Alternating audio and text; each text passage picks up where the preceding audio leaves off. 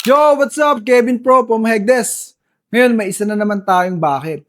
Bakit parehong kinakabahan si contractor at si homeowner kapag naririnig ang salitang additional? Bakit kaya? Tara, pag-usapan natin. Ngayon, kung homeowner ka, kapag narinig mo ang salitang, Sir, may additional lang po minsan, hindi mo pa alam ang dahilan pero kinakabahan ka na. Baka lumagpas sa budget, baka hindi mo kayang idagdag, baka pakiramdam mo may hindi na isama noong una. At valid naman ang nararamdaman mong yun. Pero kung contractor ka naman, hindi rin madaling sabihin ang salitang additional.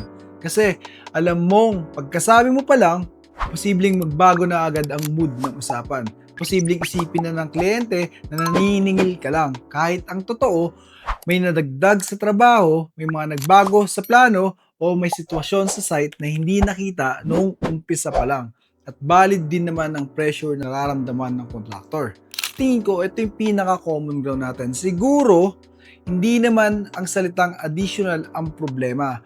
Ang tunay na kinakatakutan ng homeowner ay baka hindi niya kayanin ang dagdag na gastos. At ang tunay na kinakatakutan ng contractor ay baka mawala ang tiwala ng client. Magkaiba ang takot, pero pareho silang may gustong protektahan. Ang isa, budget. Ang isa ay tiwala. At doon nagsisimula ang pinakamahalagang bahagi ng construction, malinaw na komunikasyon. Ngayon, gusto ko marinig ang opinion ninyo. Kung homeowner ka, ano ang unang pumapasok sa isip mo kapag naririnig mo ang salitang additional? At kung contractor ka naman, ano ang pinakamahirap ipaliwanag tungkol sa additional works?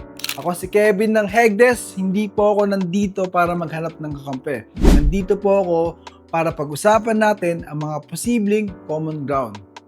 Ciao!